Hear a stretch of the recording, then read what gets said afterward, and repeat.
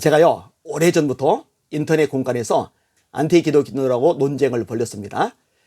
이 논쟁을 벌이는 가운데 제가 참 많이 힘들었어요. 첫째로, 안티 기독교인들의 막말, 욕성, 욕설, 인격살인, 비방, 이게 상상을 초월합니다. 얼마나 심한지 몰라요. 너무너무 심해요.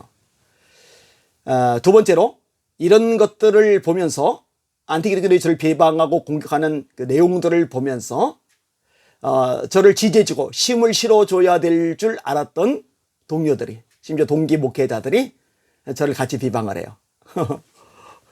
그때 진짜 충격, 말 그대로 멘붕이었습니다. 아니, 교회를 파괴하는 세력들이 하는 말을 그거 어떻게 그대로 믿어요? 안타까운 일이죠. 참 속상한 일이죠. 세 번째 저를 되게 힘들게 했던 부분은 이제 아내였습니다. 아내가 전도 도하지, 기도 도하지, 말씀 더 보지, 신방 더 가지, 왜 인터넷에 매달려서 안티 기독교인들하고 논쟁을 벌이느냐고 그래요. 제가 그렇게 한 게 이유가 있습니다. 거기에 영향을 받은 사람들이 망가지는 거예요. 그러니까 안티 기독교인도 아니고 기독교인도 아니고 중간에 있던 사람이 그들의 설득을 받아서 반기독교 세력으로, 안티 기독교 세력으로 옮겨가는 거예요. 이거는 막아야 된다. 사명감이 불타올랐습니다. 그래서 나서서 움직이게 된 거예요. 참 긴 세월 싸웠죠. 그리고 또 믿음이 약한 사람들이 여기에 영향을 받아서 신앙을 잃어버리는 거예요. 이거 보고 제가 충격을 받았어요. 한 사람을 전도해서 믿음의 사람으로 세우는 게 얼마나 많은 대가를 필요로 합니까? 얼마나 많은 기도를 필요로 합니까? 얼마나 많은 사랑과 정성 돌봄이 필요합니까? 근데 그 영혼도를 빼앗기는 거예요. 너무너무 속상하고 가슴이 아픈 일이죠. 그러니 이건 막아야 된다. 사명감에 뛰어든 거예요. 근데 아내까지 공격을 해야 되니 얼마나 힘들었겠어요. 그런데 하나님이 이 부분을 해결해 주셨어요. 아내가 이해실 사모님의 성경이 읽어지네라는 세미나를 듣는 중에 직접 말씀하신 거예요. 네 남편이 한국 교회를 위해서 애쓰고 수고하는데 너 왜 깨닫지 못하고 비판하느냐. 아내가 울며 불며 회개를 해요. 그 다음부터 1절 이 부분에 대해서 저를 공격하거나 비판하지 않게 되었습니다. 그거 하나만 해도 큰 도움이 되었죠. 그리고 이제 세월이 지나가면서 이런저런 모양으로 도와주는 사람이 많이 생겼어요.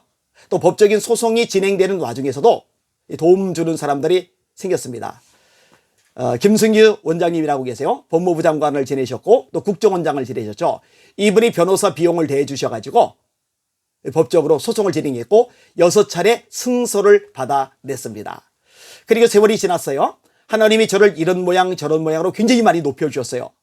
제가 감당이 안 될 만큼, 제가 주체하지 못할 만큼 너무너무 세워주시는 거예요. 너무너무 민망하기도 하고 또 감격스럽기도 하고, 그래서 하나님 앞에 하나님 나 같은 게 뭐라고 이렇게 세워주고 높여주십니까? 라고 기도를 드리는데 성령께서 제 마음에 감동을 주셨어요. 네가 나서지 않았느냐. 사람들이 삼일체 하나님 조롱하고 비웃고 성경 난도질하고 교회 짓밟을 때 네가 나서서 싸워주지 않았느냐. 내가 그것을 기쁘게 봤다. 그리고 너를 높여주는 거다. 이런 감동을 주셨어요. 얼마나 제가 감사했는지 모릅니다. 제가 지금 전광훈 목사님에 대해서 목소리를 내고 있어요. 제가 그냥 하는 게 아닙니다. 절대로 감정적으로 하는 게 아닙니다.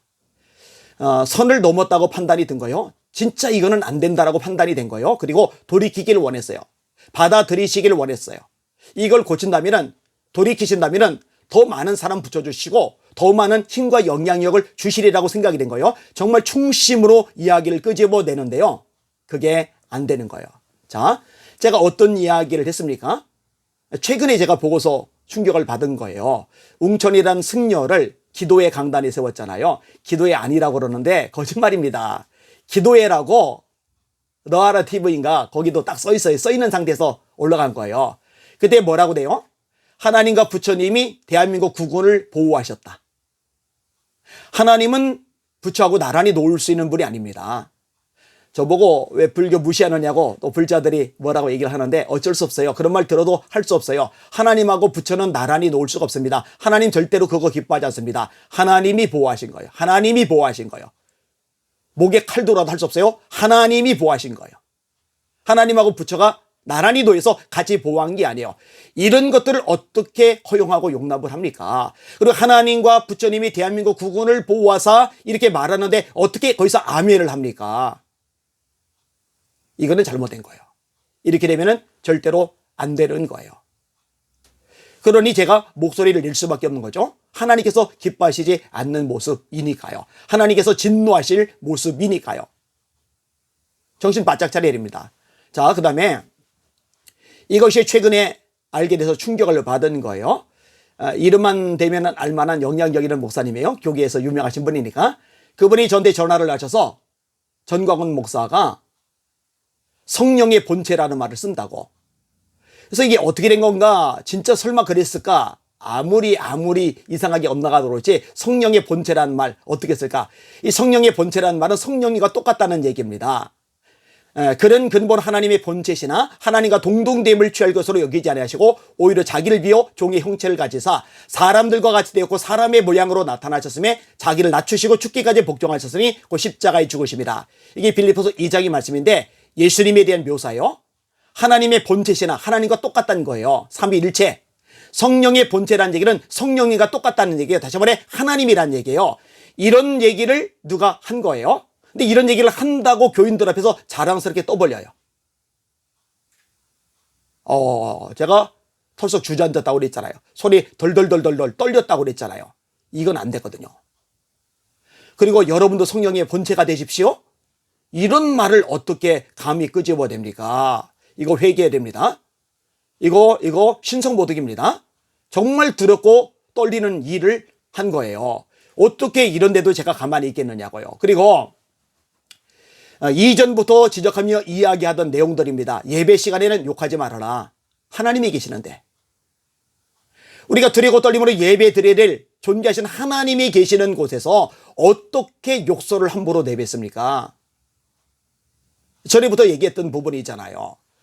믿음이 없이는 하나님을 기쁘시게 하지 못하나니 하나님께 나아가는 자는 반드시 그가 계신 것과 또한 그가 자기를 찾는 자들에게 상 주시는 이심을 믿어야 할지리라. 하나님이 계시는 것 믿어야 한대잖아요. 두세 사람이 내 이름으로 모인 곳에는 나도 그들 중에 있느니라. 하나님이 거기 계시단 말이에요. 하나님이 계시는데 왜 거기서 함부로 욕설을 내뱉냐고요. 하지 말라고요. 제발 그러지 말라고요. 이런 건 받아들여야 되는 거예요. 왜 욕을 내뱉는데 거기서 아멘을 하냐고요. 어떻게 아멘이 나오느냐고요. 안 되잖아요. 그럴 수 없는 거잖아요. 하나님이 두렵지도 않단 말입니까?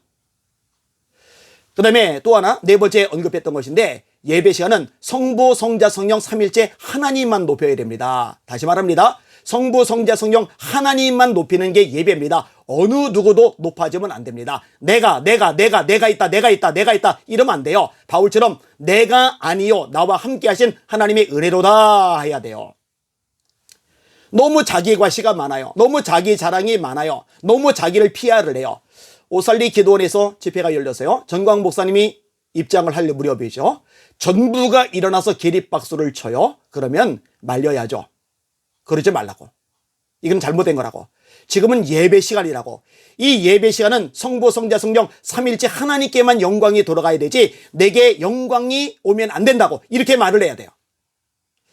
윌리엄 캐리가 위대한 선교 세계를 열었죠. 그래서 근데 현대 선교의 아버지라고 일컬어집니다. 언론이 주목을 해요. 기독교인들이 주목을 해요. 심지어 믿지 않는 일반 사람들조차도 주목을 해요. 윌리엄 캐리 그래요. 이때 윌리엄 캐리가 질색팔색을 합니다. 뭐라고 얘기합니까? 윌리엄 캐리에 대해서 말하지 마시오. 윌리엄 캐리의 구주에 대해서 예수님에 대해서 말하시오. 윌리엄 캐리에 대해서 말하지 마시오. 윌리엄 캐리의 구세주에 대해서 말하시오. 이게 하나님의 종의 마땅한 모습입니다. 그런데요, 뭐라고 얘기하는 거예요? 이 대한민국을 살릴 자는 나밖에 없다. 전광훈밖에 없다. 어떻게 그런 소리를 합니까? 하나님 영광 다 가로채는 거잖아요. 하나님 앞에 가로섰고 그 조명을 본인이 다 받고 있는 거잖아요. 어떻게 그런 소리를 하느냐고요. 있을 수가 없는 겁니다. 그 다음에 선지자라는 말을 하잖아요. 아니 세례요한은 진짜 선지자입니다. 예수님이 뭐라 하세요? 다시 오리란 엘리야가 이 사람이다. 말라기서의 예언이죠. 다시 오리란 선지자 엘리야, 그게 바로 세례요한이다. 세례요한 선지자 맞아요. 그런데 무리들이 선지자냐라고 부를 때 세례요한이 뭐라 합니까? 나는 선지자가 아니다. 근데 전광훈 목사님은 선지자가 아니에요. 선지자가 아닌데 본인 입으로 선지자다. 그래서 뭐라고 그래요? 선지자의 말을 들어. 선지자의 말을 들어. 내가 선지자야. 내 말을 들어. 이건 간이 배 밖에 나온 거예요. 선지자는요, 하나님의 말씀을 전하죠. 그리고 하나님의 말씀은요, 한치도 오류가 없어요. 김무성 씨를 내세우면서 높이던 모습 기억하세요? 선지자로서 가능한 일이 아니죠. 가능한 일이 아니란 말이에요. 사무엘 선지자가